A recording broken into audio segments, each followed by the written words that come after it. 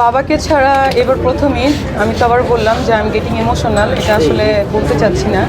তো এটাই first time যে বাবাকে ছাড়া ঈদ।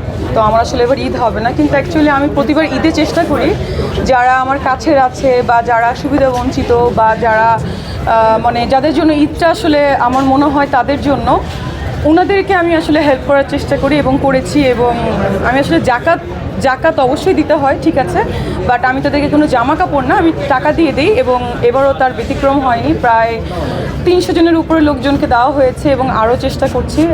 আমার খুব ইচ্ছা যে আমার যদি অনেক টাকা, আরও বেশি টাকা থাকে, এখন আমার এত টাকা নেই, আমি সবাইকে অনেক হেল্প করব, আমি সুবিধাবঞ্চিত মানুষের পাশে দাঁড়াবো, স্পেশালি যারা অনেক বৃদ্ধ মানুষ, তাদেরকে নিয়ে কাজ করার আমার ইচ্ছা আছে। রোজার মাসে অ্যারাবিয়ান ড্রেস পরে আসলেন, এটা কি দুবাই থেকে এই প্রস্তুতি নিয়ে আসছেন কিনা? হ্যাঁ, আমি বলি রোজার মাসে আরাবিয়ান ড্রেস, বিকজ আমার মনে হয়েছে যে এরকম একটা চুল ঢেকে আসা উচিত, কারণ রোজার মাস চলছে। আর একটা ব্যাপার, এই যে জুয়েলারিটা দেখতে পাচ্ছেন, আমি একটা নতুন দুবাইতে জুয়েলারি শপ লঞ্চিং করতে যাচ্ছি। অলরেডি সবই প্রসেসিং শেষ, সেটার নাম হচ্ছে মিষ্টি ফাইন গোল্ড জুয়েলারি। সো ওইখানেরই এটা গোল্ডের, এবং আমি এই জন্য এটাকে আজকে অ্যাডভার্টাইজমেন্ট করার জন্য চলে এসেছি। এবং এই ড্রেসটাও ইউনিকভাবে বানানো, আমার যে ফ্যাশন হাউস আছে জান্নাত এক্সপ্রেস, ওটা থেকে আমি লঞ্চিং করতে যাচ্ছি। কিরকম প্রাইস যদি একটু শেয়ার? এটা আসলে অনেক ঘুরি আছে, আপনারা দেখেই বুঝতে পারছেন টোটাল জুয়েলারিটা। এটা আমি জানি না, আপনারা বলেন, এগুলো বলা যাবে না, এগুলো বললে শুধু শুধু হচ্ছে খুব ইয়ে লাগে, আমি আর নেই এর মধ্যে। শুধুমাত্র বলেছি বিকজ এটা আমার কি বলে, আমার কোম্পানি থেকে, মানে আমার মিষ্টি ফাইন গোল্ড জুয়েলারি থেকে করা হচ্ছে বলে এটা নিয়ে বলেছি। হ্যাঁ বলেন, আপনি বলেন। বলো, কার প্রশ্ন কি আছে? হ্যাঁ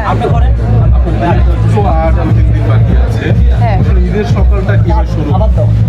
ঈদের সকালটা প্রতিবারই আসলে বাবাকে সালাম করা হয়, বাবা সালামি দেয়, মা সালামি দেয়। তো এবার আসলে বাবা নেই, তো এবার ঈদটা তো বললাম আমার একটা স্পেশাল হবে না। এবার যে আমি ঈদ করতে পারবো সেটাও বুঝতে পারছি না, মানে কিভাবে করব। অবশ্য প্রতিটা জীবনেরই মৃত্যু আছে, তো সেটা চিন্তা করতে গেলে অবশ্যই এটা একটা ন্যাচারাল ব্যাপার, কিন্তু আসলে আমার জন্য আনএক্সপেক্টেড, কারণ আমার এই বয়সে আমার বাবা মারা গেছে। আর মানে সেই ইমোশনটা আমি আসলে ভুলতে পারছি না।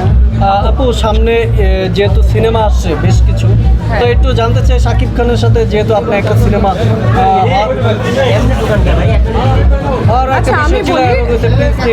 আমি বলি আমার এবার একটা সিনেমা রিলিজ হওয়ার কথা ছিল, কিন্তু আনফরচুনেটলি ওইটার গান এখনো বাকি আছে।